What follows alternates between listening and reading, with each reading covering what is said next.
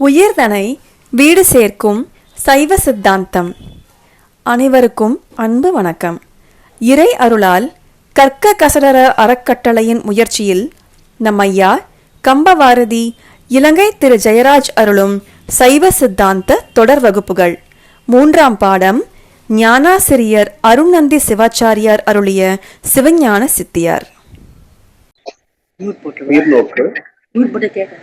சித்தியார் சுபக்கம் 49வது வகுப்பிற்கு உங்கள் அனைவரையும் அன்புடன் வரவேற்கின்றோம். எல்லாம் வல்ல இறைவனுடைய திருவடிகளை என்னுடைய மனமொழிமைகளால் போற்றி பணிகின்றேன்.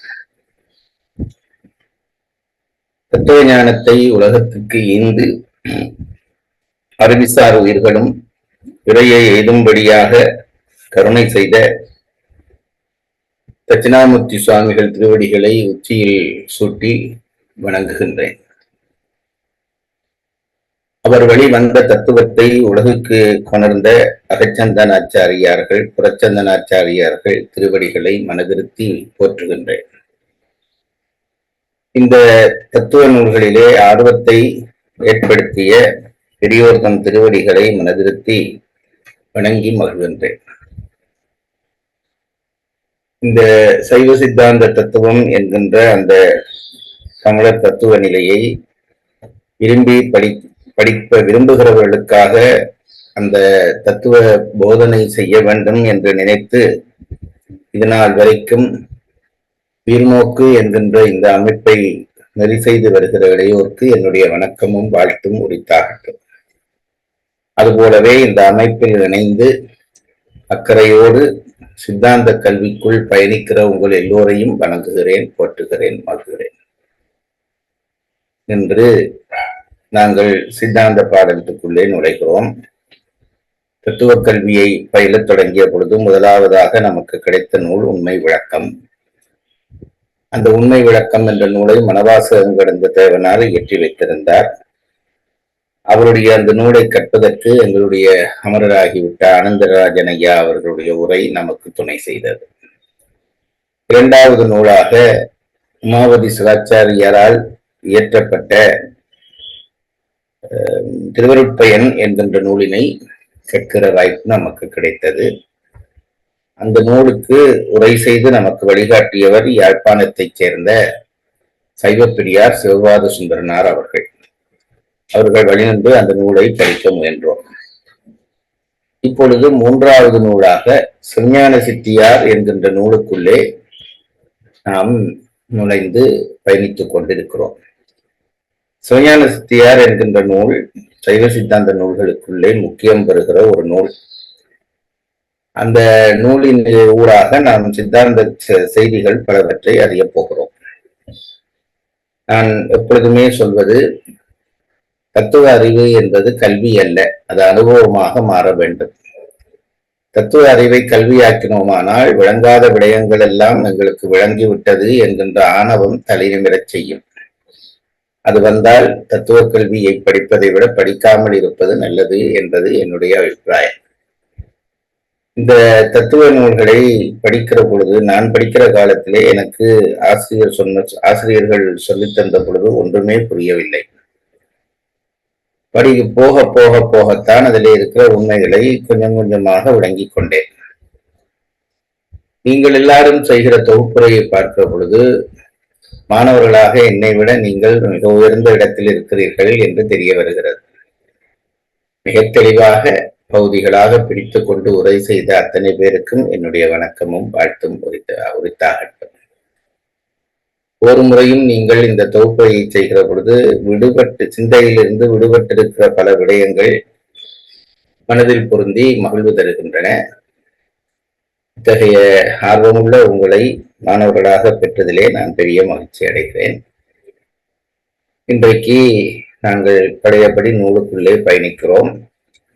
ஆயிரவியல் செய்து அதற்கு பிறகு தர்க்கவியலுக்குள்ளே நுழைந்து அதற்கு பிறகு நூலுக்குள்ளே நுழைகிறார். நூலுக்குள்ளே நுழைந்து முதல் பாட்டிலேயே அந்த இறைவன் உலகத்தை தோற்றுவிக்கின்ற முறைமையும் அளிக்கின்ற முறைமையுமாக 2 பகுதிகளாக பிரித்துக் கொண்டு விரித்துச் சொல்லுகிறார். இப்பொழுது நாங்கள் தொகுப்புரையாக அந்த விடயங்கள் சொல்லப்பட்டு விட்டபடியால் இறைவன் உலகத்தை அழிக்கின்ற பகுதி அதை பற்றி படித்துக் கொண்டிருக்கிறோம் என்று நினைக்கிறேன். இன்றைக்கு 53வது பாடல் படிக்க வேண்டும். 52வது பாட்டிலே ஒடுங்கிய பிரபஞ்சத்தை சங்கார கடவுளே தோற்றுவிப்பான் என்ற செய்தி சொல்லப்பட்டது. அதிலே ஒரு 5 குறிப்புகள் வரப்போகிறது. தான் ஈருமாகி அனாதிமுத்த சிற்றுரு மண்ணினின்று வழிவிடும் அந்த பகுதியிலே தான் நாங்கள் நிலை நின்றிருக்கிறோம். தான் முதலாகி அனாதிமுத்த சிற்றுரு மண்ணினின்று மகிழ்விடும் என்பதை முதல் பகுதியிலே சொன்னவர் 2வது அதிகரணத்திலே எப்படி இறைவன் உலகத்தை தோற்றுவிக்கிறானோ அதுபோல தோற்றுவிப்பதற்கு காரணனாக இருக்கிறானோ அதுபோல உலகத்தை ஒடுக்குவதற்கும் அவனே காரணனாக இருக்கிறான் என்ற பகுதி சொல்லப்படுகிறது. 52வது பாடலிலே ஒடுங்கிய பிரபஞ்சத்தை சங்கார கடவுளே தோற்றுவிப்பான் என்ற செய்தியை வலியுறுத்தி சொன்னார். இன்றைக்கு அடுத்த பாடலிலே முத்தொழிலும் செய்தல் பற்றி முதல்வன் விகாரியாகான் என்ற செய்தி சொல்லப்பட போகிறது. படைத்தலை காத்தலை அழித்தலை இறைவனே செய்கிறான் என்பது முதல் பாடலிலே சொல்லப்பட்ட செய்தி. படைத்தல் என்பது வேறு வகையான தொழில், காத்தல் என்பது வேறு வகையான தொழில், அழித்தல் என்பது வேறு வகையான தொழில். மூன்றும் ஒருமித்த தன்மை கொண்டவை அல்ல. படைப்பது வேறு, அழிப்பது வேறு. ஆகவே வேறுபட்ட இந்த தொழில்களை செய்கிறபடியால், விகாரமுடைய இந்த தொழில்களை செய்கிறபடியால் இறைவனும் விகாரியாவானோ என்று ஒரு கேள்வி பிறக்கிறது. அந்த கேள்விக்கான விடையை இந்த பாடலிலே சொல்ல போகிறார். வேறுபட்ட தொழில்களை செய்கிறபடியால் படித்துக்கொண்டே இருக்கிறான் என்றால் அவன் விகாரி இல்லை என்று சொல்லலாம், அல்லது காத்துக்கொண்டே இருக்கிறான் என்றால் விகாரி இல்லை என்று சொல்லலாம், அல்லது அழித்துக் கொண்டே இருக்கிறான் என்றால் விகாரி இல்லை என்று சொல்லலாம். ஆனால் படைக்கிறது வேறு, அதற்கு நேரெதிரான தொழில் அழித்தல். ஆகவே இதற்கு வேறு தொழில், வேறாக இருக்கிற தொழில் காத்தல். ஆகவே வேறுபட்ட இந்த விகாரப்பட்ட தொழில்களை இறைவன் செய்வதனாலே இறைவனும் விகாரியாக இருப்பானே என்று ஒரு கேள்வி பிறக்கிறது. அந்த கேள்விக்கு இந்த பாடலிலே விடை சொல்லுகிறார். அந்த கேள்வியை எழுப்புகிறவர்கள் பௌத்தர்கள் என்று நினைக்கிறேன். அந்த அடிப்படையிலே தான் இந்த கேள்விக்கு பதில் சொல்வதாக அமைகிறது. நம்முடைய சைவ சமயத்திலே தத்துவ நூலாகட்டும் தோத்திர நூலாகட்டும் பௌத்தம் முதலிய சமயங்களை அவர்கள் கண்டிக்கிறார்கள். இன்றைக்கு தமிழ்நாட்டிலே ஆன்மீகம் பேசுகிற பல பேர் பௌத்தத்தை ரொம்ப உயர்த்தி வைத்து பேசுகிறார்கள். பௌத்த கருத்துக்களை எடுத்துச் சொல்வதிலே அந்த கருத்துக்களிலே புதுமை உண்டாது. எல்லாம் ஒன்றுமே சரியில்லாத கருத்தன்று இல்லை.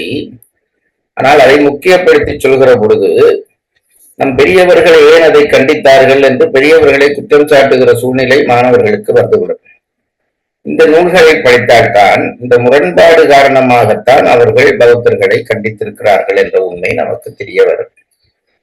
ஏனென்றால் ஒரு உண்மை தாங்கள் விளங்கிக் கொள்ளாத ஒரு பிழையான பாதையை உண்மை பாதை என்று நினைத்துக் கொண்டு போய் உண்மை பாதையை இழிவு செய்கிறவர்களை கண்டிக்காமல் இருக்க முடியாது.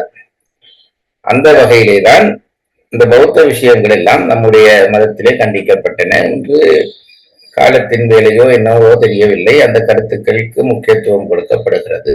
அது ஒரு புறம் இருக்க, இன்றைக்கு நாங்கள் படிக்கப் போகிற பாடலிலே இறைவன் முத்தொழிலையும் செய்வதால் விகாரி ஆவானோ என்ற கேள்விக்கான விடை சொல்ல போகிறார்.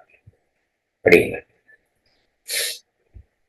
பாடல் எண் 53. பாடல் தலைப்பு முத்தொழில் செய்தல் பற்றி முதல்வன் விகாரி ஆகான்.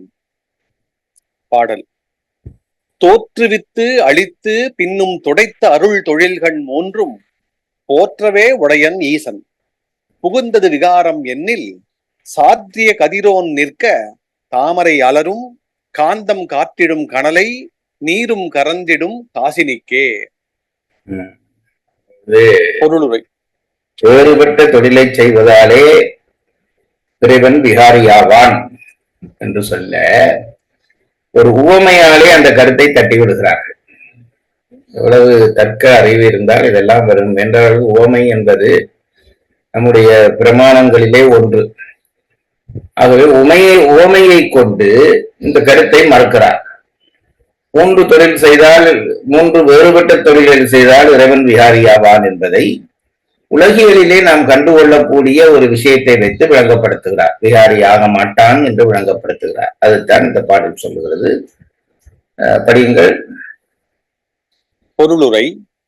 தோற்றுவித்து அழித்து பின்னும் துடைத்த அருள் தொழில்கள் 3ம் தோன்றச் செய்து நிறுத்தி பின்பும் அழித்தலாகிய இத்தொழில்கள் 3ஐயும் ஈசன் சங்காரக் காரணன் போற்றவே உடையன் மெச்சும்படி உரிமையாக உடையவன் ஆயின் விகாரம் புகுந்தது என்னின் அவனுக்கு விகாரம் வந்து பொருந்தியது என்று சொல்லின் அப்படி அன்று சாற்றிய கதிரோன் நிற்க யாவராலும் புகழப்பட்ட சூரியன் தனது தானத்திலே நிற்க காசினிக்கே பூமியின் கண்ணே காந்தம் கனலை காற்றிடும் சூரிய காந்தக்கல் அக்னியை கக்கும் தாமரை அலரும் தாமரை மலரும் தாமரையும் மலரும் நீரும் கரந்திடும் நீரும் சுவரும் இங்கனம் தனக்குரிய முத்தொழில்களும் தன் முன்னிலையே நடத்தும் சூரியன் விகாரம் எய்தாமை போல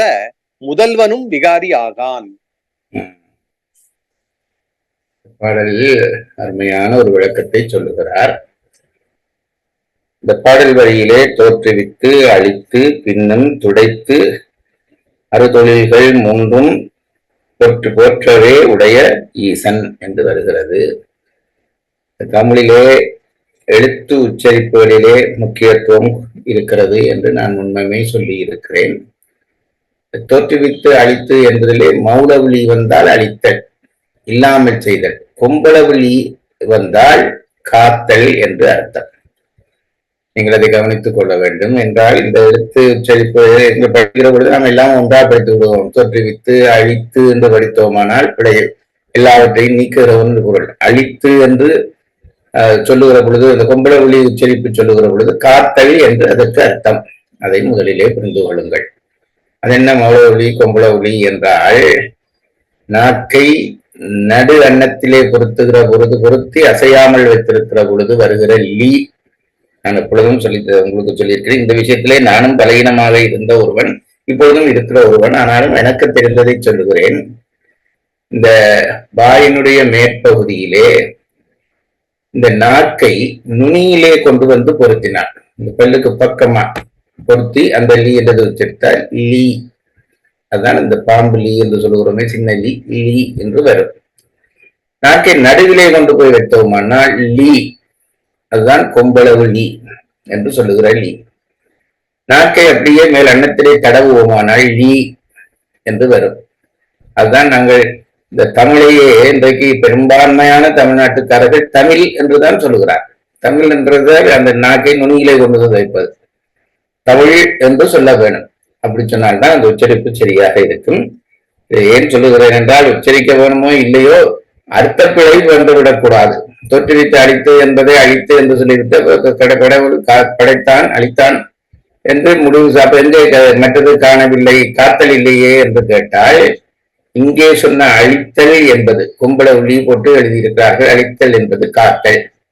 5லே 1 பெற்றான், 5லே 1 தாவி, 5லே 1 ஆறாக ஆரியற்காக எழுகி, 5லே 1 பெற்ற அணங்கை கண்டு அயலானூரில் 5லே 1 வைத்தான். ராமாயணத்திலே வர அனுமன் பற்றிய காவல் பாடல். 5லே 1 வைத்தான், அவன் நம்மை அழித்து காப்பான். அது என்னடா அழித்து காப்பான் என்றால், அவன் நம்மை உறுதிவிட காப்பான் என்று பொருள் கொள்ள வேண்டும். அதற்கு அங்கே வருகிற லீயும் இந்த கொம்பளவிழி, அதை புரிந்து கொள்ளுங்கள் என்பதை முதலிலே சொல்லுகிறேன். இப்பொழுது இந்த 3 வேறுபட்ட தொழிலை செய்கிற இறைவன் விகாரி ஆவானோ என்பதை, ஆக மாட்டான் என்பதை தர்க்க ரீதியாக நிரூபிக்கிறார். சூரியன் உதிக்கிறது, சூரிய ஒளி வருகிறது. இந்த சூரிய ஒளி என்ன செய்யும் என்றால், இந்த என்ன கண்ணாடி என்று சொல்வார்கள், அது என்ன, சூரியகாந்தக்கல். சூரியகாந்தக்கல். அதை இந்த சூரிய ஒளியிலே பிடித்தால் அது அதனுடைய கிரணங்களை எல்லாம் குவித்து ஒரு இடத்திலே பொம்மையை உருவாக்கும். கோயில் கும்பாபிஷேகங்களிலே நீங்கள் போயிருந்தால் தெரியும், இந்த யாக குண்டங்களிலே அக்கினி மூட்டுவதற்கு முதலிலே அந்த அந்த முறையைத்தான் கையாள்வார்கள். ஒரு இடத்திலே கொஞ்சம் பஞ்சோ தும்போ அதை வைத்துவிட்டு சூரிய வெளிச்சத்திலே அதை பிடிப்பார்கள். சூரியகாந்த கல்லை பிடித்தால், இப்பொழுது இந்த ஆடியையும் பிடிக்கிறார்கள். அந்த சூரிய ஒளி அப்படியே குவிந்து கொஞ்ச நேரம் அந்த இடத்துல பிடிக்க அந்த பஞ்சு நெருப்பாக மாறத் தொடங்கும். இது அனுபவத்திலே பிறகு அந்த நெருப்பை கொண்டுதான் ஓம குண்டங்களுக்குள்ளே நெருப்பு உண்டாக்குவார்கள், மூட்டுவார்கள். இது என்ன செய்கிறது என்றால், சூரிய ஒளி ஒரு பொருளை உருவாக்குகிறது என்பதற்கான உதாரணம். சூரியன் தன் ஒளியினாலே நெருப்பை உண்டாக்குகிறான். அதற்கு பிறகு இதே சூரிய ஒளி வர தாமரை கும்பி இருந்த தாமரை விரிந்து மலர்ந்து நிற்கிறது. ஆகவே அது சூரிய ஒளி போன உடனே அது பழையபடி கும்பி போகிறது. அப்ப சூரிய ஒளி அங்கே என்ன செய்கிறது? காத்தல் தொழிலை செய்கிறது. அப்ப முதல் படைத்தல் செய்தார், பிறகு காத்தல் செய்தார். அடுத்து என்ன சொல்ற, என்ன உண்மை சொல்கிறார்கள்? நீர் நீர் வற்றுகிறது. நீர் சூரிய ஒளியினாலே நாங்கள் ஒரு பாத்திரத்திலே தண்ணி வைத்து விட்டால் நீர் வத்தி கொண்டே போய் இல்லாமல் போய்விடும். ஆகவே ஒரு சூரியன் படைக்கவும் செய்கிறது, காக்கவும் செய்கிறது, அழிக்கவும் செய்கிறது. அதை வைத்துக் கொண்டு சூரியன் விகாரி என்று சொல்ல முடியுமா? சூரிய கிரகணங்களின் மூன்றையும் செய்தாலும் சூரியன் விகாரப்படாமல் தனித்து நிற்கிறான் என்று கேட்டு இது உண்மையா இல்லையா என்ற உடனே உண்மையை ஒத்துக்கொள்ளத்தான் வேண்டும். அந்த காலத்திலே தர்க்கவாதிகள் உண்மையை ஒத்துக்கொண்டார்கள், அதுவே பெரிய விஷயம். இப்போ என்றால் இல்லை என்று பொய்மையாக மறுப்பார்கள். இதை சொல்லிவிட்டு இல்லையா என்ற உடனே அவர்கள் சொன்னார்கள் அது சரிதான், நடக்கிறதா. அதுபோலத்தான் இறைவன் படைத்த இது ரெண்டு மூன்றும் வேறுபட்ட தொழில்கள். நெருப்புண்டாக்குவது ஒன்று, மற்றது காப்பது ஒன்று, மற்றது அழிப்பது ஒன்று. இது மூன்றும் செய்தாலும் சூரியன் விகாரப்படாமல் நிற்பது போல இறைவனும் இந்த உலகத்தை படைத்து காத்து அழித்தாலும் அவனுக்கு விகாரியாக மாட்டான். அதை விளங்கிக் கொள்ளுங்கள் என்று அந்த பௌத்தவாதிகளுக்கு இவர்கள் தங்களுடைய தெளிவை சொல்கிறார்கள். இதுதான் இந்த பாடல் சொல்லுகிற செய்தி. இனி பாடலை வாசித்தால் உங்களுக்கு விளங்கும்.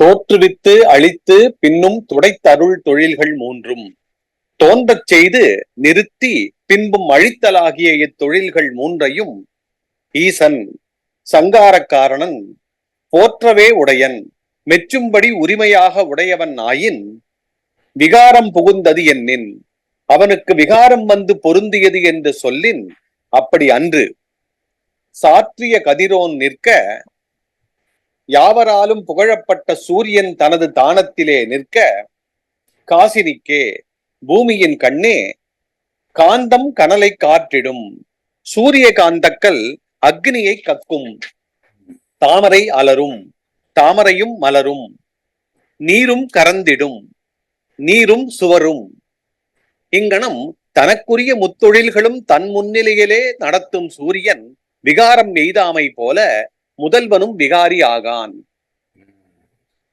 நெருப்பை உண்டாக்குற சூரியன் ஒரு வடிவானவன், தாமரையை பூக்கிற சூரியன் இன்னொரு வடிவானவன். என்னது கடைசியாக என்ன செய்யறான்? நீரை வெட்ட செய்கிற சூரியன் வேறொரு வகையானவன் என்று மூன்று சூரியன் இருக்கிறானா என்றால் இல்லை, ஒரே சூரியனுடைய கிரகணங்கள் தான் இந்த மூன்று தொழிலையும் செய்கின்றன. மூன்று தொழிலை செய்தாலும் சூரியன் சூரியனாகவே இருக்கிறது. அதுபோலத்தான் இறைவனும் படைத்தல் காத்தல் அழித்தல் என்ற மூன்று தொழிலை செய்கிற காரணத்தினாலே விகாரப்பட மாட்டான். அவனும் சூரியனைப் போல தனித்து விகாரப்படாமல் இருப்பான் என்கிறார் நூலாசிரியர். குறிப்புரை: நெருப்பை கக்கச் செய்தல் படைத்தலுக்கும் தாமரையை மலரச் செய்தல் காத்தலுக்கும் நீரை வற்றச் செய்தல் அழித்தலுக்கும் ஓமையாயின. இதுல ஒரு சந்தேகம் வரும். முறைப்படி நீங்கள் சிந்தித்து படித்தால் ஒரு சந்தேகம் வரும். தாமரையை மலரச் செய்தலும் படைத்தல் தானே என்று கேள்வி வரும். அக்கினியை உண்டாக்குவது படைத்தல் சரி, தாமரையை மலரச் செய்தல் படைத்தல் தானே என்று கேட்டால் அது என்ன சொல்கிறார் என்றால், சூரியன் வந்தால் தாமரை மலர்ந்து நின்று சூரியன் இல்லாமல் போன உடனே வாடி போகிறது.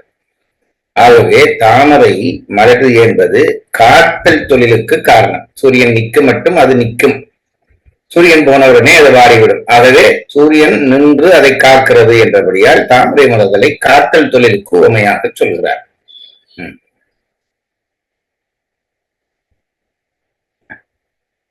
குறிப்பு 2. ஒரு கடவுள் முத்தொழிலையும் இடையறாது செய்வானாயின் விகாரி ஆவான் போலும் என்னும் புத்தருடைய ஆசங்கை இதனால் பரிகரிக்கப்பட்டது. ஆசங்கை என்ற சொல்லுக்கு என்ன அர்த்தம்? சந்தேகம். பரிகரித்தல் என்றால் நீக்குதல். அதனாலேதான் நோய் நீக்குகிற வைத்தியர்களுக்கு பரிகாரி என்று ஒரு பெயர் இருக்கிறது. யாழ்ப்பாணத்திலே அதை இயல்பாக சொல்வார்கள். அந்த காலத்திலே தமிழ் பரிகாரி என்று சொல்வது வழக்கம். பரிகரிக்கிறபடியால் பரிகாரி என்று பெயர். ஆகவே நன்றாக இந்த சொற்கள் எங்களுக்கு புதிய சொற்கள், நாங்கள் அன்றாட பழக்கத்திலே இல்லாத சொற்கள். இந்த பரிகரித்தல், மற்றது ஆசங்கித்தல். இது பயிற்சியிலே என்றால் தத்துவ நூல்களிலே இது அடிக்கடி வரப்போகிறது. ஆகவே இந்த சொற்களை மனதிருத்திக் கொள்ள வேண்டும். ஒரு கடவுள் முத்தொழிலையும் இடையராது செய்வானாயின் விகாரியாவான் போலும் என்னும் புத்தருடைய ஆசங்கை இதனால் பரிகரிக்கப்பட்டது. தந்திடும் சிவனவன் தன் சந்நிதி தன்னின் நின்றே என 39ஆம் செய்யுளில் கூறப்பட்டது இவ்வோமை முகத்தால் விளக்கையவாறும் காண்க. இந்த செய்தி முன்னேயும் ஒரு பாடலிலே சொல்லப்பட்டிருக்கிறது. அந்த பாடலிலே சொல்லப்பட்ட அடிப்படை செய்தியை சூரியன் என்ற ஓமையை வைத்துக் கொண்டு இன்னும் தெளிவாக சொல்லியிருக்கிறார் என்கிறார். பொழிப்புரை. சூரியனது சன்னிதானத்தில் சூரியகாந்த கல்லிலிருந்து நெருப்பு தோன்றலும் தாமரை மலர்தலும் நீர் வற்றலும் ஆகிய முத்தொழிலும் நடைபெறினும் அவற்றால் சூரியன் விகாரம் எய்தாது நிற்றல் போல முதல்வனது சன்னிதானத்திலே தோற்றம் நிலை இறுதி என்னும் முத்தொழிலும் நடைபெறினும் அவற்றான் முதல்வன் விகாரம் எய்தாது நிற்பன்.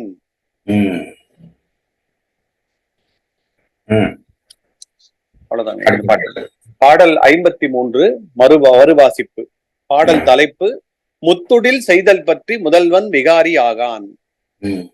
தோற்றுவித்து அழித்து பின்னும் துடைத்த அருள் தொழில்கள் மூன்றும் போற்றவே உடையன் ஈசன் புகுந்தது விகாரம் எண்ணில் சாற்றிய கதிரோன் நிற்க தாமரை அலரும் காந்தம் காற்றிடும் கனலை நீரும் கரந்திடும் காசினிக்கே.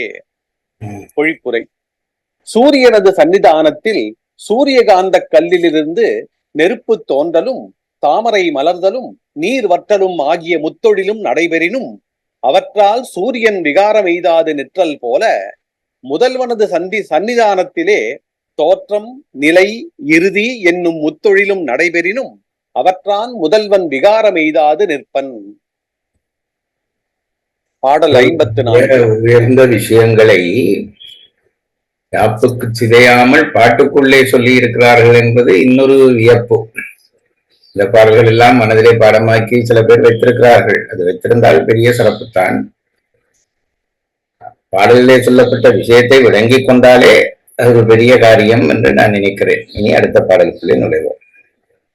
பாடல் 54. பாடல் தலைப்பு முத்தொழிலும் செய்யும் உரிமை சங்கார காரணனுக்கே உடையது. படைத்தல், காத்தல், அழித்தல் என்று 3 தொழில்களுக்கும் நாங்கள் 3 தெய்வங்களை பொறுத்துக் கொள்கிறோம். படைத்தலை பிரம்மன் செய்வான், காத்தலை திருமால் செய்வான், அழித்தலை ருத்ரன் செய்வான் என்று படைக்கிறோம். இதிலே என்ன சிக்கல் ஒன்று வரப்போகிறது என்றால் அதை முதல்ல விளங்கிக் கொள்ளுங்கள். இந்த படைத்தல், காத்தல், அழித்தல் செய்கிறதிலே அழித்தல் செய்கிறவரை ருத்திரன் என்று சொல்கிறோம். இந்த ருத்திரன் தான் நாங்கள் படிப்படியாக மேலே வருகிற பொழுது அழித்தல் என்பது வேறு வேறு வகைப்படும். அது பின்னாலே இப்ப சொல்ல போகிறார்கள். அப்படி பார்க்கிற பொழுது முதல் நிலை அழித்தல் என்று ஒன்று இருக்கிறது, 2வது நிலை அழித்தல் என்று இருக்கிறது, 3வது நிலை அழித்தல் என்று ஒன்று இருக்கிறது. இப்ப முதல்ல ருத்திரனை நாங்கள் சிவன் என்று கொள்வோம், அடுத்த வரையிலே இன்னும் அடுத்தவரை சிவன் என்று கொள்வோம், அடுத்தவரை சிவன் என்று கொள்வோம். உண்மையிலே இந்த அழித்தல் தொழில் என்பது வேறு, ஒடுக்குதல் என்கின்ற தொழில் வேறு. அதை நன்றாக புரிந்து கொள்ள வேண்டும். ஒட்டுமொத்தமாக அழித்தல் என்பது இருக்கிறதை இல்லாமல் செய்து விடுவது. ஒடுக்குவது என்பது இருக்கிற எல்லாவற்றையும் வடிவம் மாற்றி தனக்குள்ளே கொண்டு வருவது, பிறகு தேவை ஏற்படுகிற பொழுது அதை வெளிப்படுத்துவது. இந்த ஒடுக்குகிற காரியத்தை செய்கிறவன் தான் சங்கார காரணன். ஆனால் அழிக்கிறவர்களையும் அந்த எல்லைக்குள்ளே கொண்டு வந்து இருக்கிறது. அதனாலே முதல் நிலையிலே ருத்திரனை நாங்கள் சிவன் என்று கொள்வோம். இவர்களுடைய பிரச்சனை இப்பொழுது என்னவென்று கேட்டால், அது மூவகை வகையான ஒடுக்குதல் இருக்கட்டும், அது பின்னாலே படிக்க போகிறோம். இவர்களுடைய கேள்வி வருகிறது என்னவென்றால், இந்த உலகத்திலே இந்த 3 தெய்வத்தை சொல்கிறோம், இந்த 3லே யார் பெரியவர் என்று கேள்வி வருகிறது. பெரியவர் என்றால் அது போட்டி என்று நினைக்காதீர்கள். இந்த 3லே யார் பெரியவர் என்றால், பிரம்மன் படைப்பான், விஷ்ணு காப்பான், ருத்ரன் அழிப்பான் அல்லது சிவன் அழிப்பான், ஏதோ ஒன்று வைக்கிறோம். இதுல யார் முக்கியமானவர் என்றால், படைக்கிறவர் படைத்து விடுவார், காக்கிறவர் காத்து விடுவார், அவருடைய தொழில் செய்வார். கடைசியிலே அழிக்கிறவர் என்ன செய்வார்? அழிக்க வேண்டும். அழிக்கிற பொழுது என்ன செய்வார் என்றால், படைக்கிறவனை காத்தவனையும் சேர்த்து அழித்தால் தான் அழித்தல். இந்த அழிக்கிறவர் மற்ற ரெண்டையும் சேர்த்து அழிக்க வேண்டும். அழித்து விட்டால் என்றால், அவர்களை அழிக்காவிட்டால் படைப்பு நடந்து கொண்டே இருக்கும், அழிக்காவிட்டால் காத்தல் நடந்து கொண்டே இருக்கும். அப்போ அவர்களும் இல்லாமல் போனால் தான் இந்த அழிவு நிகழும். அழிவு நிகழ்ந்துவிட்டால் மிஞ்சுகிறவர் யார் என்றால், இந்த சங்கார காரணம் தான் மிஞ்ச போகிறார். மற்ற 2 பேரும் உள்வாங்கப்பட்ட பிறகு 2 பேரும் தான், இவர் மட்டும்தான் நிக்க போகிறார். அப்போ திருப்பி இந்த உலகத்தை யார் படைப்பது? படைக்கிற கடவுள் அவுட் ஆகிவிட்டார், காக்கிற கடவுள் அவுட் ஆகிவிட்டார், அழிக்கிற கடவுள் தான் நிற்கிறார். அப்போ திருப்பி இந்த உலகம் உதிக்க வேண்டுமே. அப்பொழுது யார் இந்த உலகத்தை படைப்பது என்றால், இந்த சங்கார காரணம் தான் படைப்பான். யார் காப்பது என்றால், சங்கார காரணம் தான் காப்பான். எப்படி படைக்கிறது, எப்படி காக்கிறது என்பது பிறகு வருகிறது. ஆகவே எவன் அழிக்கிறானோ அவன் தான் தோற்றுவிக்க வேண்டும். ஆகவே எவன் சங்காரம் செய்கிறானோ அவன்தான் இந்த உலகத்துக்கு முதற்கடவுள் ஆவான் என்பது இவர்கள் கருத்து. அதை படியுங்கள்.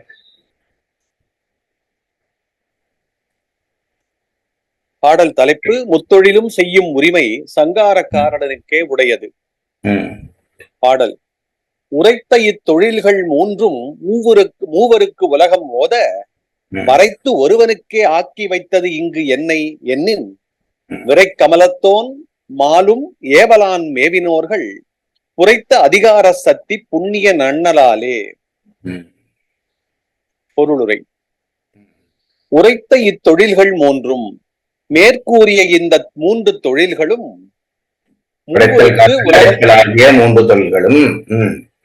மூவருக்கு உலகம் ஓத, பிரமன் முதலிய தேவர் மூவருக்கும் முறையே உரியன என உலகம் சொல்ல, இங்கு வரைத்து ஒருவனுக்கே ஆக்கி வைத்தது என்னை எண்ணின், இவ்விடத்து வரைந்தெடுத்து அம்முத்தொழில்களும் செய்யும் உரிமை ஒரு கடவுளுக்கே உண்டு என்று சொன்னது என்னை எனின், விரை கமலத்தோன் மாலும் வாசனை பொருந்திய கமலாசனாகிய பிரமனும் விட்டுணுவும் புண்ணியம் நன்னலாலே விசேட புண்ணியம் உடையவர் ஆதலால், உரைத்த அதிகார சக்தி முதல்வனது உயர்ந்த அதிகார சக்தியை ஏவலால் மேவினோர்கள் அவனது ஏவலால் பெற்றுடையோர் ஆவர். ஆதலால் அவர் முத்தொழில்களுக்கும் சுதந்திரர் அல்லர். சங்காரக்காரனன் ஒருவனுக்கே அச்சுதந்திரம் உண்டு. பிரம்மன், விஷ்ணு முதலியவர்கள் படைத்து காத்து பின்னாலேதான் சங்காரம் நகல வேண்டும். அப்போ அவர்களை எப்படி இவர் அழிக்கலாம் என்று கேட்டால், அவர்களுக்கான அந்த படைத்தல் தொழிலோ அல்லது காத்தல் தொழிலோ சுதந்திரத்தோடு கூடியது அல்ல. அதை செய்யுங்கள் என்று சங்காரகாரனன் அவர்களுக்கு அதிகாரம் கொடுத்து விட்டதால் தான் இதுவரை அவர்கள் படைத்தலையும் காத்தலையும் செய்து கொண்டிருந்தார்கள். ஆகவே படைத்தலிலும் காத்தலிலும் அவர்களுக்கு சுதந்திரம் இல்லை. இப்போ அதை எப்படி விளங்குவது என்று கேட்டால், ஒரு அலுவலகத்திலே ஒரு அலுவலகமோ அல்லது ஒரு வர்த்தக நிலையத்திலே ஒரு பொருள் வாங்க வேண்டி இருக்கிறது. இன்னொரு இடத்திலே இருந்து ஒரு பெரிய பொருளை வாங்க வேண்டி இருக்கிறது. அதற்கான ஒரு கணக்காளர் இருப்பார். அவரிடம்தான் அந்த விலை கொடுக்கப்படும். அவர் அது பற்றிய விலைகள் முதலியவற்றை எல்லாம் தொடுத்து அந்த பொருளை வாங்குவார். அவர் தான் வாங்குகிறாரா என்றால் இல்லை. அந்த நிறுவனத்தினுடைய அதிபர் வாங்குகிற தொழிலுக்கான அதிகாரத்தை அவருக்கு கொடுத்திருக்கிறார். அவருக்கு அவ்வளவுதான். ஆனால் அந்த தொழிலே அவருக்கு சுதந்திரம் இல்லை. இவ்வளவும் வேண்டாம் என்று அவர் முடிவு செய்ததை இவர் வேண்டாம் என்று விட்டால் வேணாம், அவருக்கு பிறகு இவர் வேண்ட முடியாது.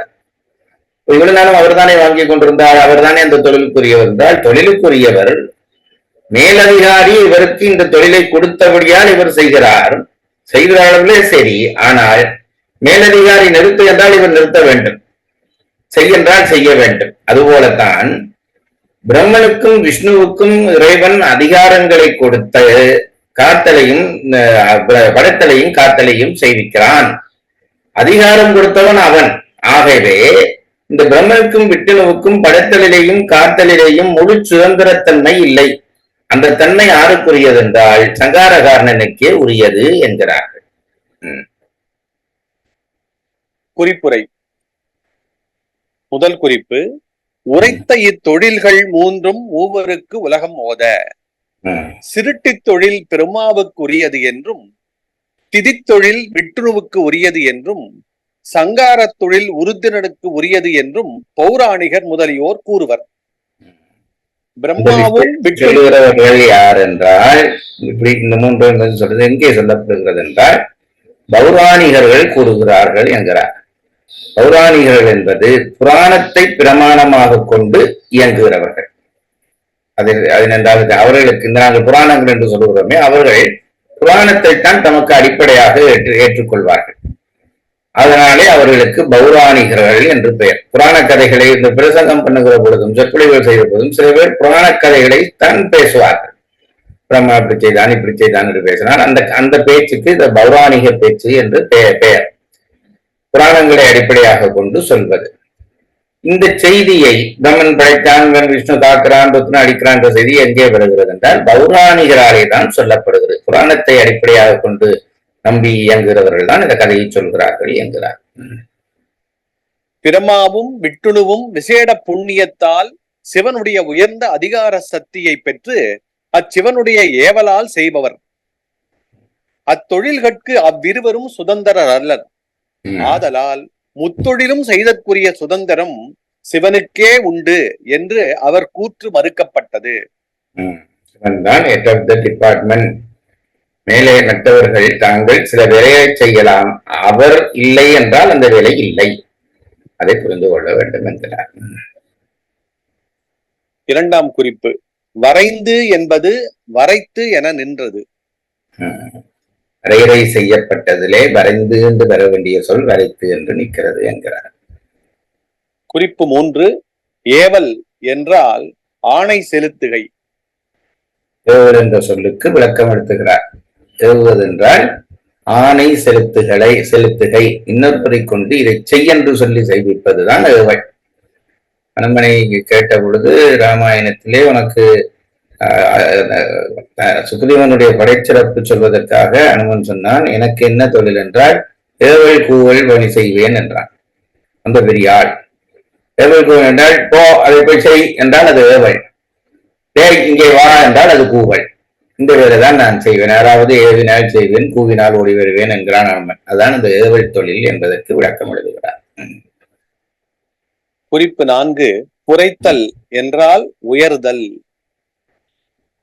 அந்த வார்த்தைக்கு பொருள் அந்த பாட்டோட பொருத்தி பாருங்கள். என்ன சொல்? புரைத்தல். புரைத்த. சரி, குறைத்தல் என்றால் உயர்தல். உயர்தல். புரைத்த அதிகார சக்தின்னு வருதுங்க கடைசி வரியில. புரைத்தல் என்றால் உயர்தல். உயர்தல் என்று பொருள். குறிப்பு 5, அதிகார சக்தி. சிருட்டி ஆதி அதிகாரம் செய்யும் சாமர்த்தியம். சிருட்டி ஆதி என்றால் சிருட்டி முதலிய என்று அர்த்தம். படைத்தல், காத்தல், அழித்தல், இந்த மூன்றிலும் அதிகாரம் செய்கிறது என்று அந்த சொல்லுக்கு பொருள். அப்படி இங்க திருப்பி வருதும் அதை. அதிகார சக்தி என்றால் சிருட்டியாதி அதிகாரம் செய்யும் சாமர்த்தியம். சக்தி, சாமர்த்தியம், அதை செய்யக்கூடிய ஆற்றல். சாமர்த்தியம் என்பது இங்கே ஆற்றல் என்று பொருள் கொள்ள வேண்டும். பொழிப்புரை. பௌராணிகர் முதலியோர் முத்தொழில்களும் அயன், மால், அரண் என்னும் மூவருக்கும் உரியனவாயிருக்க அரணுக்கே உரியன என வரைந்தெடுத்து சொல்வது எப்படி என ஆசங்கிப்பர். அயன், மால் இருவரும் முன் செய்த புண்ணிய விசேடத்தால் அரணது அதிகார சக்தியை பெற்று தத்தம் தொழில் செய்பவர் அன்றி அத்தொழில்களுக்கு அவர் சுதந்திரர் அல்லர். முத்தொழிலும் செய்யும் சுதந்திரம் அரணுக்கே உரியதாம். பிரம்மன் விட்டுணு ஆக்கள் யார் என்றால் ஆன்மாக்களாக இருந்தவர்கள். அவர்களிடம் பிறந்த ஆன்மாக்களாக இருந்து செய்த புண்ணியத்தால் தரம் உயர்கிற பொழுது அவர்களுக்கு இறை தொழிலே சில தொழில்களை இயற்றுகிற ஆற்றலை பரமசிவன் கொடுப்பான். அதுதான் அவர்கள். திருமால் பிரம்மனும் ஆன்மாக்களிலிருந்து ப்ரொமோஷனாக வந்தவர்கள். ஆனால் அவர்களை ப்ரொமோஷன் கொடுத்தது யார் என்றால் பரசிவன். ஆகவே அதிகாரம் அவன் கையில் தான். இவர்களாலே அந்த அதிகாரத்தை பெற்று செயல்படுகிறவர்கள் இவர்கள் என்பதுதான் இங்கே முக்கியமான விஷயம். பாடல் 54 மறுவாசிப்பு. பாடல் தலைப்பு முத்தொழிலும் செய்யும் உரிமை சங்காரக்காரனுக்கே உடையது. உரைத்த இத்தொழில்கள் மூன்றும் மூவருக்கு உலகம் ஓத வரைத்து ஒருவனுக்கே ஆக்கி வைத்தது இங்கு என்னை எண்ணின் விரைக்கமலத்தோன் மாலும் ஏவலான் மேவினோர்கள் உரைத்த அதிகார சக்தி புண்ணிய நன்னலாலே. பொழிப்புரை. பௌராணிகர் முதலியோர் முத்தொழில்களும் அயன் மால் அரண் என்னும் மூவருக்கும் உரியனவாயிருக்க அரணுக்கே உரியன என வரைந்தெடுத்து சொல்வது எப்படி என ஆசங்கிப்பர். அயன் மால் இருவரும் முன் செய்த புண்ணிய விசேடத்தால் அரணது அதிகார சக்தியை பெற்று தத்தம் தொழில் செய்பவர் அன்றி அத்தொழிலுக்கு அவர் சுதந்திரர் அல்லர். முத்தொழிலும் செய்யும் சுதந்திரம் அரணுக்கே உரியதாம். படிப்போம். இந்த இங்க இன்னைக்கு நாங்க பண்றதுக்கு ஏதாவது நேர கட்டுப்பாடு உண்டா? இந்த இல்லைங்கய்யா, நம்ம அடிஷனலா படிக்கலாம் தானே? படிக்கலாம் படிச்சு. சரி, அப்ப அடுத்த பாட்டையும் படிப்போம். பாடல் 55. பாடல் தலைப்பு முத்தொழில் செய்தல் பற்றி முத்தொழிலும் செய்யும் உரிமை சங்காரக்காரனுக்கே உடையது. இறுதியாம் காலம் புத்தகங்களே இதுவும் அது என்று இருக்கும். நான் அன்றைக்கே சொன்னேன் இதுவும் அது என்றால் முதல் பாட்டிலே சொன்ன விஷயம்தான் இங்கே வருகிறது. அதை விளங்கிக் கொண்டு ஸ்ரீராம் அந்த முதல் பாட்டினுடைய தலைப்பை இதுவும் அது என்பதற்காக வாசித்திருக்கிறார். புதியவர்களுக்காக அதை சொல்லுகிறேன். இறுதியாம் காலம் தன்னில் ஒருவனே இருவரும் தம் உறுதியில் நின்றார் எண்ணில் இறுதிதான் உண்டாகாதாம். அறுதியில் அரணே எல்லாம் அடித்தலால் அவனால் இன்னும் பெரிது நாமாக்க நோக்கம் பேரதிகரணத்தாலே. தங்கள் எவ்வளவு அழகாக வாதத்தை முன்வைக்கிறார்கள். இறுதியாம் காலம் தன்னில் ஒருவனே இருவரும் தம் உறுதியில் நின்றார் எண்ணின். அளிக்கிற காலத்திலே ருத்ரன் அளிக்கிறான். ஆனால் பிரம்மன் படைத்துக் கொண்டுதான் இருப்பான், திருமால் காத்துக் கொண்டுதான் இருப்பான் என்றால் அழித்தல் முழுமையாக ஒரு நாளும் நிகழாது. இனிமேல் அழிக்க அவன் படைத்துக் கொண்டிருப்பான், அவன் காத்துக் கொண்டிருப்பான். ஆகவே இந்த சங்காரம் என்கின்றது கடைசி வரையும் நிகழாது. ஆகவே அவர்கள் 2 பேருடைய வேலையும் நிறுத்தப்பட வேண்டும் என்பதை சொல்ல போகிறார். பொருளுரை. இறுதியாம் காலம் தன்னின் சங்கார காலத்திலே ஒருவனே சங்காரக்காரனன் ஒருவனே அழியாது நிற்பன். இருவரும் தம் உறுதியின் நின்றார் எண்ணின் மற்றைய பிரம விட்டுணுக்களும் சங்காரக்காரனுடன் தத்தம் வலிமையோடு அழியாது நின்றார்கள் என்று சொல்லின் இறுதிதான் உண்டாகாதாம். உலகம் சங்காரமாதல் உளதாகாது. ஆதலால் அக்காலத்தில் அழிய மாட்டார்கள், உலகம்தான் அழியும், படைத்தல் தொழில் தான் நிற்கும். ஆனால் பிரம்மன் நிற்பான், திருமால் காட்டல் தொழில் தான் நிற்கும், விஷ்ணு நிற்பான் என்றால் அவரவர் தொழில் இல்லாமல் நிற்க மாட்டார். ஆகவே திருமால் நிற்கிறான் என்றால் படைத்தல் நடந்து கொண்டிருக்கும் என்று அர்த்தம். பிரம்மன் நிற்கிறான் என்றால் படைத்தல் தொழில் நடந்து கொண்டிருக்கும் என்று அர்த்தம். திருமால் நிற்கிறான் என்றால் காட்டல் தொழில் நடந்து கொண்டிருக்கும் என்று அர்த்தம். ஆகவே அவர்கள் 2 பேரும் அழியாத பட்சத்திலே உலகத்துக்கு இறுதி வந்தது என்று ஒருவரும் சொல்ல முடியாது. இறுதி வருவது என்று சொல்ல வேண்டுமானால் அவர்களும் அழிந்தாக வேண்டும். அதைத்தான் வலியுறுத்துகிறார்கள்.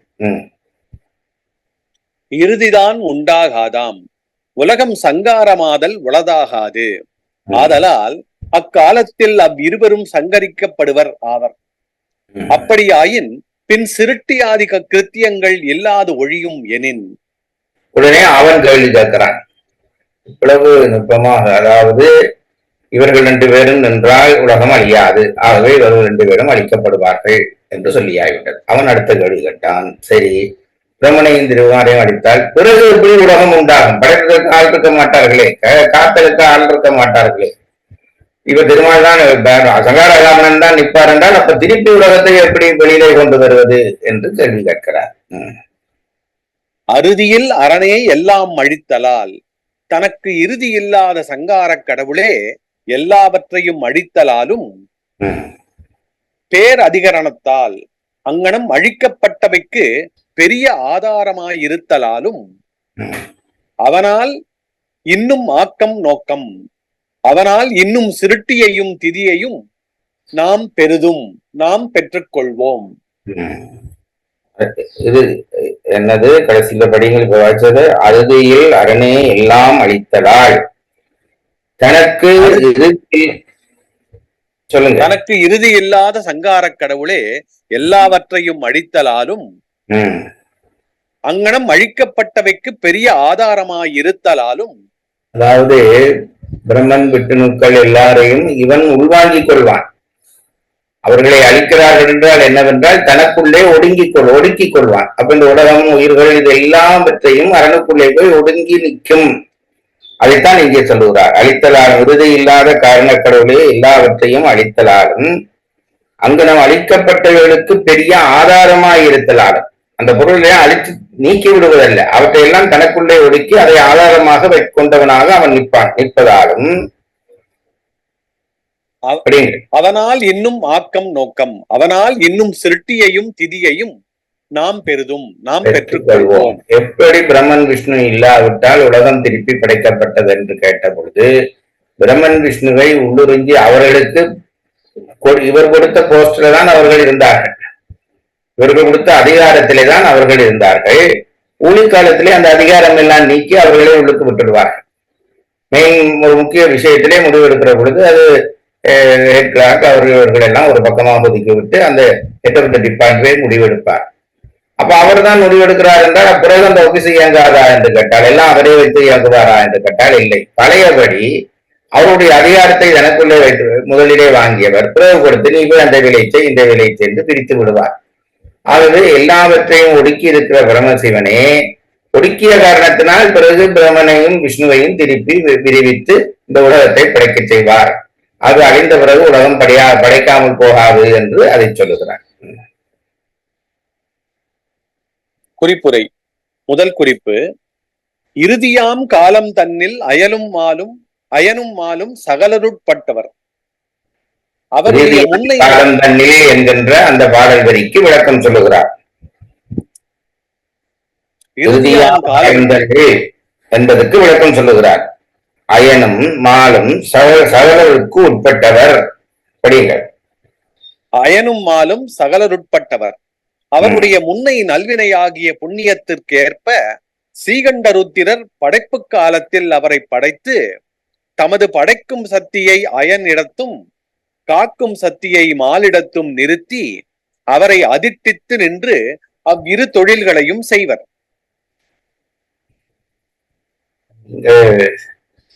உள்வாங்கி கலைத்து போவீர்களோ என்று எனக்கு ஒரு சந்தேகம் வருகிறது. இந்த படத்த விவரங்களை சொல்லுகிறார் அவர். என்ன என்றால், மேலோட்டமாக படிப்போம், வரமுறையாக அடுத்த வகுப்பிலே கூட இதை திருப்பி ஒருக்கால் விளங்கி கொண்டு போகலாம், அல்லது தொகுப்புரை சேவர்கள் விளங்கப்படுத்தலாம். படைப்பு காலத்தில் அவரை படைத்து தமது படைக்கும் சக்தியை அயனிடத்தும் காக்கும் சக்தியை மாலிடத்தும் நிறுத்தி அவரை அதிர்ஷ்டித்து நின்று அவ்விரு தொழில்களையும் செய்வார். யார் என்று கேட்டால் ஸ்ரீகண்ட ருத்திரர். நன்றாக படித்துக் கொள்ளுங்கள். இந்த படைப்பு முதலிய விஷயங்கள் 3 பகுதியாக நடக்கிறது. சுத்தமாயிலே நடக்கும், சுத்தாசுத்தமாயிலே நடக்கும், அசுத்தமாயிலே நடக்கும், அல்லது சுத்தம் அசுத்தம் பிரகிருதி மாயிலே நடக்கிறது. இந்த பிரகிருதி மாயிலே படைத்தல் காத்தல் அழித்தல் செய்கின்ற அந்த முத்தொழிலும் யார் கையிலே நிற்கும் என்றால் ஸ்ரீகண்டருத்திரர் என்கின்ற ஒருவர் தான் நிற்பார். அங்கே அவர்தான் சிவன். அதான் நம்ம சிவனுக்கு பலவிதமான தலநிலைகள் இருக்கின்றன. அதிலே ஒன்று முதல் ஸ்ரீகண்டருத்திரர். அந்த செக்ஷனை பார்க்கிறவர் அவர்களுக்கு அவர்தான் சங்காரகாரன். அவர் என்ன செய்கிறார் என்றால், ஆன்மாக்களிலே உயர்ந்து வந்த புண்ணியம் செய்ததனாலே உயர்ந்து வந்த ஒரு கொஞ்சம் ஆன்மாவை தேர்ந்தெடுத்து அதிலே உச்சமாக இருக்கிற ரெண்டு ஆன்மாவை பார்த்து, நீ உனக்கு நான் இந்த அதிகாரத்தை தருகிறேன், எந்த அதிகாரத்தை? படைக்கும் அதிகாரத்தை செய்கிறேன், நீ படை. இன்னொருவரை பார்த்து யார் திரும்பவும் சொல்லுவது? யார் என்றால் ஆன்மாவாக இருந்த ஒருவர் புண்ணிய வசத்தால் மேலேறி வருகிற பொழுது அந்த அந்த மேலேறுதலுக்கு பரிசாக இந்த இந்த இந்த இந்த இறைவனுடைய படைத்தல் தொழிலை பிரம்மனுக்கு கொடுப்பார். நீ இதை செய்யலாம். அப்ப கொடுத்தவர் தான் அதற்கு தலைமை. இவர் அந்த தொழிலை ஏற்றுக்கொண்ட ஒருவர். அதை நன்றாக புரிந்து கொள்ளுங்கள். அது மாதிரி இன்னொருவருக்கு காத்தல் தொழிலை கொடுக்கிறார். யார் கொடுக்கிறார்? ஸ்ரீகண்டருத்திரர் கொடுக்கிறார். ஸ்ரீகண்டருத்திரர் யார் என்றால் கீழே இருக்கிற, அதாவது அசுத்த மாயை அல்லது பிரகிருதி மாயைக்குள்ளே இருக்கக்கூடிய தோற்ற அழிவு முதலியவற்றுக்கு தலைவராக இருக்கிறவர். அவரார் என்றால் அவரும் ஒரு ஆன்மாவில இருந்து வந்தவர் தான் ஸ்ரீகண்டருத்திரர். அவருக்கு மேலே ஒருத்தர் இருக்கார், அது பின்னாடி வந்தியிலே சொல்ல போறார். அப்ப இங்கே நாங்கள் விளங்க வேண்டியது இந்த பிரகிருதி மாயை என்று சொல்லப்படுகிற கீழே 24 தத்துவங்களுக்குள்ளே நடக்கிற படைத்தல் காத்தல் அளித்தலுக்கு ஸ்ரீகண்டருத்திரர் தான் தலைவர். அவர் ஆன்மாக்களிலே உயர்ந்த 2 ஆன்மாக்களை தேர்ந்தெடுத்து பிரம்மனாகவும் விஷ்ணுவாகவும் இயங்குகிற சக்தியை கொடுக்கிறார். இதை முதல்ல விளங்குங்கள். இறுதியாம் காலம் தன்னில் அயனும் மாலும் சகலருட்பட்டவர் அவருடைய இறுதியாம் காலம் தன்னில் பாடல் வரிய சொல்லி அங்கால விளக்கம் சொல்லுறார். அப்படியால் இறுதியாம் காலம் தன்னில் அயனும் மாலும் என்று படிக்கப்படாது. இறுதியாம் காலம் தன்னில் என்பதற்கு விளக்கமாக மிச்ச விஷயத்தை சொல்லுகிறார். இறுதியாம் காலம் தன்னில் அயனும் மாலும் சகலருட்பட்டவர் அவருடைய முன்னை நல்வினையாகிய புண்ணியத்துக்கேற்ப ஸ்ரீகண்டருத்திரர் படைப்பு காலத்தில் அவரை படைத்து தமது படைக்கும் சக்தியை அயனிடத்தும் காக்கும் சக்தியை மாலிடத்தும் நிறுத்தி அவரை அதிர்ட்டித்து நின்று அவ்விரு தொழில்களையும் செய்வர். இதிலே இருக்கிற ஒரு அலுவலகத்தில் இருக்கிற ஒன்று பாஸ் என்று சொல்லுவதுமே பெரியவர், அதுக்கு அடுத்ததா இருக்கிற மேனேஜர், அதுக்கு அடுத்த பதவித்தான் இருக்கும். மேனேஜர் ஒருவருக்கு ஒரு போஸ்ட் கொடுப்பார். இந்த போஸ்ட் என்றால் என்ன, இந்த வேலை உனக்கு என்று கொடுப்பார். அது மேனேஜர் கொடுக்கிற வேலை இல்லை. மேனேஜருக்கு மேலே இருக்கிறவர் மேனேஜருக்கு கொடுக்கிற அதிகாரத்தினாலே அவர் தனக்கு கீழே இருக்கிறவருக்கு இந்த வேலை கொடுப்பார். அப்படித்தான் இந்த தொழில்கள் நடக்கிறது. இன்றைய நிர்வாகம் அன்றைக்கே சிவபெருமானால் தொடக்கப்பட்டு விட்டது என்கிறார்கள். அவர் என்ன செய்வார்? ஸ்ரீகண்டருத்திரர் இந்த பிரம்மனும் விஷ்ணுவும் யார் என்றால் எப்படிப்பட்ட ஆன்மா என்றால், ஆன்மாவை நாங்கள் 3 வகையாக பிரித்திருக்கோம். சகலர், பிள்ளையாகலர், விஞ்ஞானங்களர் என்று 3ஆக பிரிக்கும். 3 மலம் உள்ளவர்கள், 2 மலம் உள்ளவர்கள், 1 மலம் உள்ளவர்கள் என்று நாங்கள் பிரித்து வைத்திருக்கிறோம். பிரம்மன் விஷ்ணு ஆக்கள் யார் என்று கேட்டால் சகலருக்குள்ளே இருந்து வந்த ஒருவர். அவருடைய இடம் எங்களுக்கு விளங்கும். சகலருக்குள்ளே இருந்து வந்த 2 பேரைத்தான் ஸ்ரீகண்டருத்திரர், அந்த செக்ஷனுக்கு அவர் தான் பொறுப்பு. எதுக்கு? பிரகிருதி மாயைக்கு உட்பட்ட விஷயத்துக்கு ஸ்ரீகண்டருத்திரர் தான் பொறுப்பு. அவரும் இப்படி ஒரு ஆன்மாவிலே இருந்து வந்த என்ற விவரம் சொல்ல போகிறார்கள். முதலிலே இந்த கீழ்பட்டதாகிய பிரகிருதி மாயை என்ற உலகத்துக்கு இவர் தான் பொறுப்பாளராக இருப்பார். யார் என்றால் ஸ்ரீகண்டருத்திரர். அவராலே நிர்வகிக்கப்படுகிறவர்கள், அவர்களாலே என்னது அதிர்ஷ்டிக்கப்படுதல், அதற்கெல்லாம் அவராலே நீதான் இந்த தொழிலுக்கென்று நியமிக்கப்படுகிறவர். அவராலே நியமிக்கப்படுகிறவர்கள் தான் பிரம்மனும் விஷ்ணுவும். அவர்கள் சகலருக்குள்ளே இருந்து மேலே வந்தவர்கள் என்று சொல்லுகிறார். பின் மூல பிரகிருத்தியுள் பட்ட உலகங்களை சங்கரிக்கும் பொழுது அவ்வுலகங்களோடு சேர்த்து அயன் மால் இருவரையும் சங்கரிப்பர். சகலருக்குள்ளே வளர்ந்த ஆன்மாக்கள் 2 பேருக்கு இந்த போஸ்ட் கொடுப்பார். யார்? ஸ்ரீகண்டருத்திரர் கொடுப்பார்.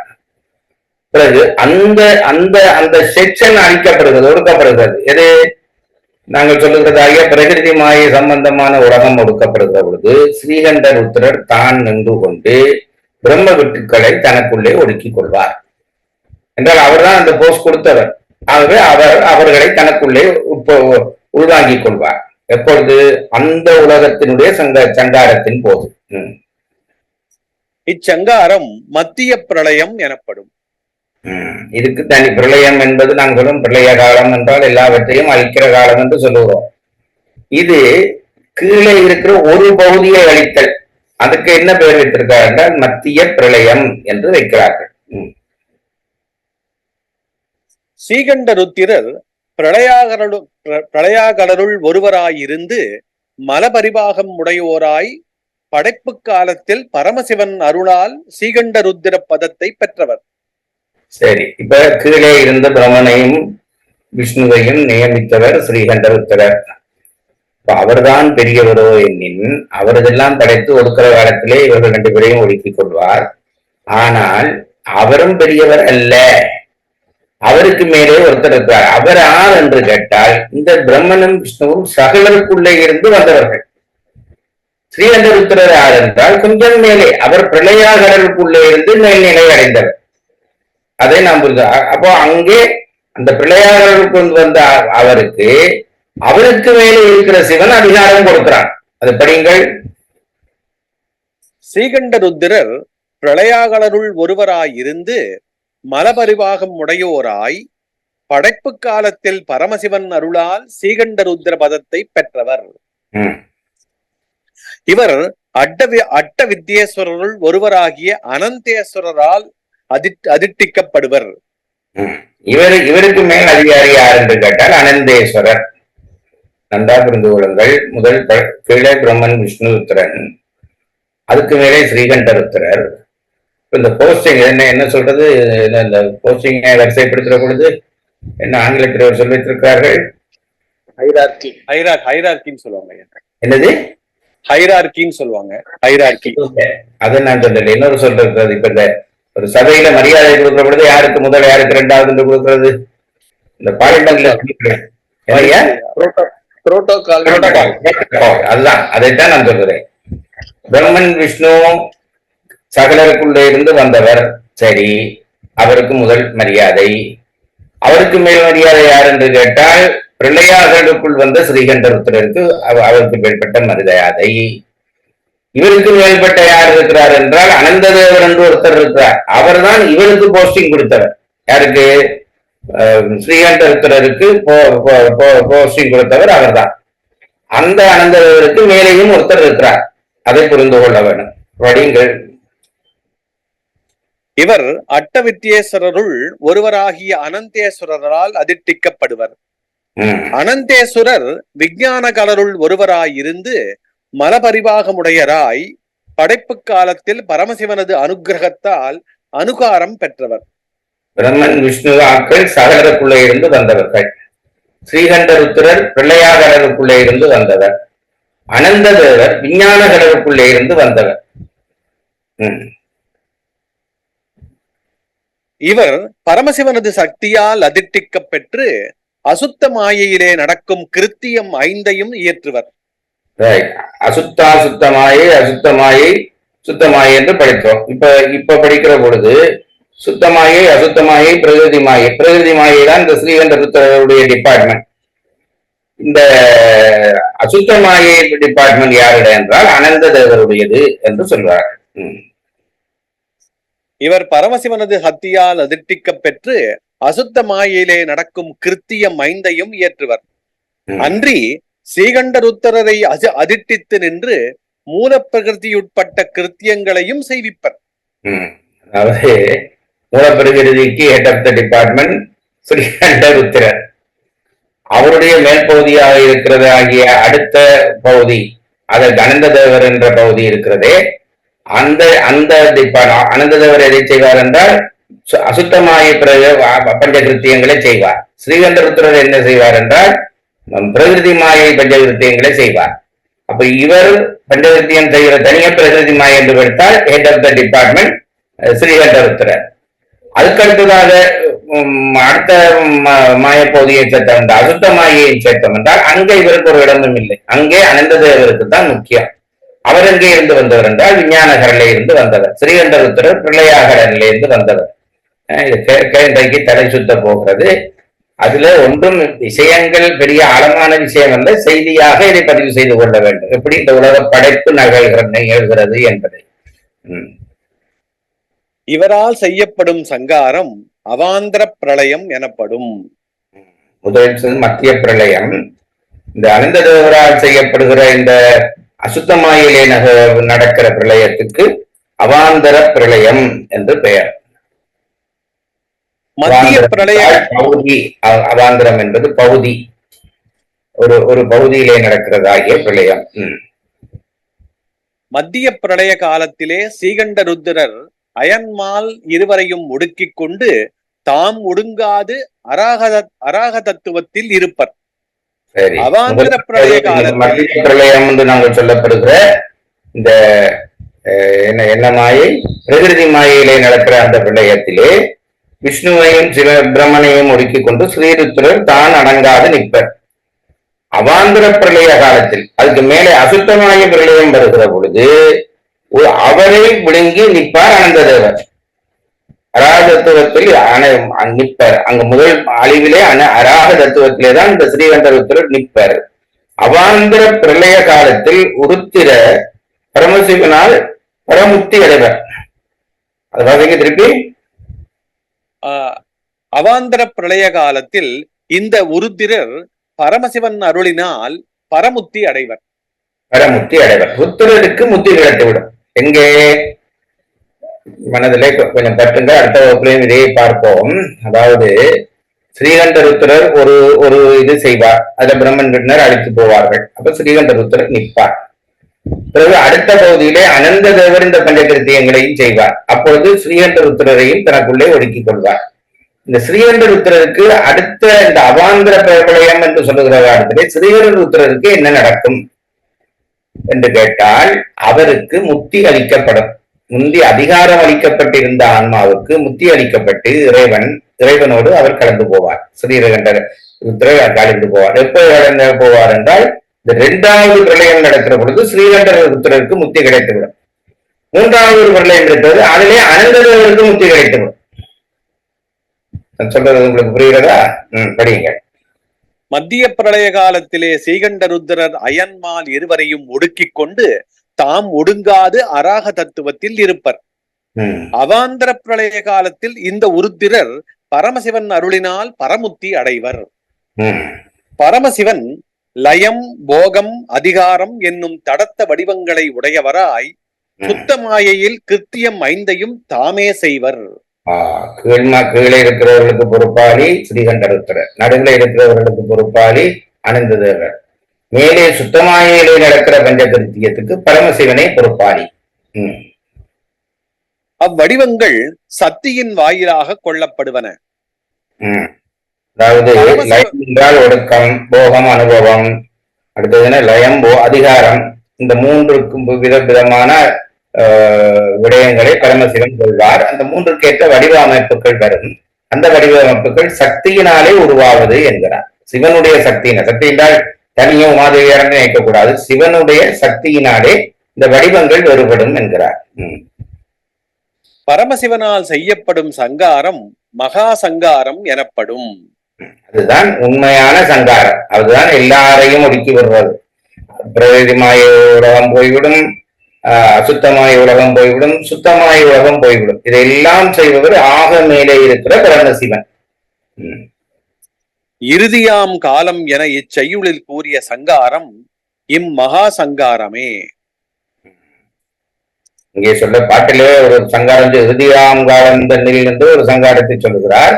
அது ஸ்ரீகண்டருத்திரர் செய்கிற சங்காரம் இல்லை, அனந்ததேவர் செய்கிற சங்காரம் இல்லை, பரமசிவன் செய்கிற சங்காரம். அதாவது ஒட்டுமொத்த உலகத்தையும் உள்வாங்கிக் கொள்ளுதல். ஸ்ரீகண்டருத்திரர் கீழே இருக்கிற உலகத்தை உள்வாங்குவார், அனந்ததேவர் அடுத்த லெவல் உலகத்தை உள்வாங்குவார். இந்த பரமசிவன் தான் எல்லா உலகத்தையும் உள்வாங்கி நிற்பார் என்கிறார்.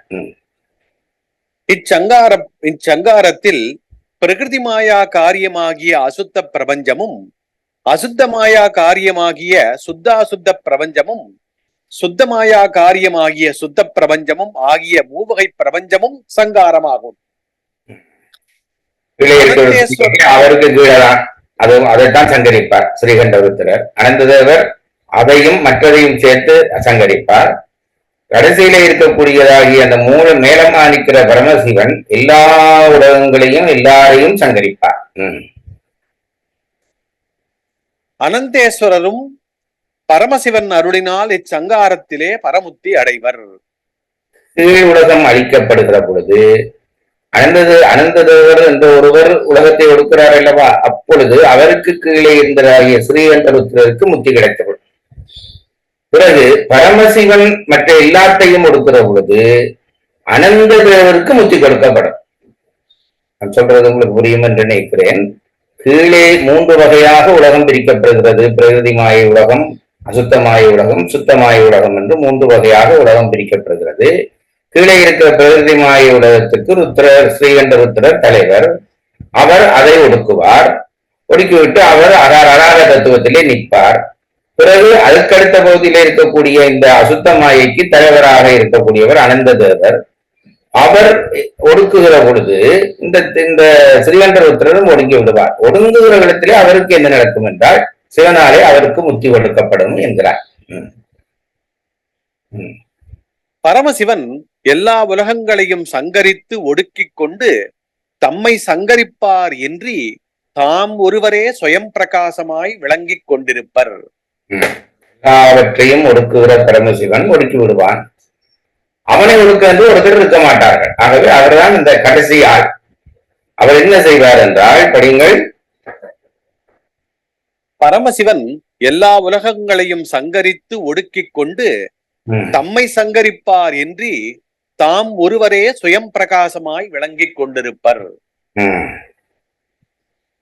பிரபஞ்சத்தை தோற்றுவிக்கும் பொழுதும் அம்முறையே தம்மில் ஒடுங்கிய சுத்தமாயா காரியங்களை தாம் நேரே தோற்றுவித்து அனந்தேஸ்வரரை படைத்து அவரை அதிர்ச்சித்து நின்று அசுத்தமாயா காரியங்களை தோற்றுவித்து அம்முறையே பிறவற்றையும் செய்விப்பர். அதனால் எல்லா உலகங்களையும் தோற்றுவிப்பவரும் சங்கரிப்பவரும் அப்பரமசிவனே ஆவர். அவரே மகா சங்கார காரணர் என்று சொல்லப்படுவார். புரிகிறதல்லவா? ஒடுக்குகிற பொழுது கீழே இருந்து ஒடுக்கம் தொடங்கி பரமசிவன் கடைசியிலே நிற்பார். விரிக்கிற பொழுது பரமசிவனிலே இருந்து பலபடி அனந்தேஸ்வரர் தோன்றி அனந்தேஸ்வரராலே அந்த உலகம் படைக்க அசுத்தமாய உலகம் படைக்கப்படும். பிறகு அனந்த தேவரிலே இருந்து பிரகிருதிமாய உலகம் தோற்றுவிக்கப்படுகிற பொழுது ஸ்ரீகண்ட ருத்ரர் தோற்றுவிக்கப்படுவார். அவருக்கு அதிகாரம் வழங்கப்படும். அதற்கு பிறகு அந்த மூவகை உலகங்களும் இயங்கும். நன்றாக தெரிந்து கொள்ளுங்கள். கீழே இருந்து ஒடுங்குகிற காலத்திலே ஸ்ரீகண்டர் அனந்த தேவரில் ஒடுங்கி அனந்த தேவர் பரமசிவனில் ஒடுங்குவார்.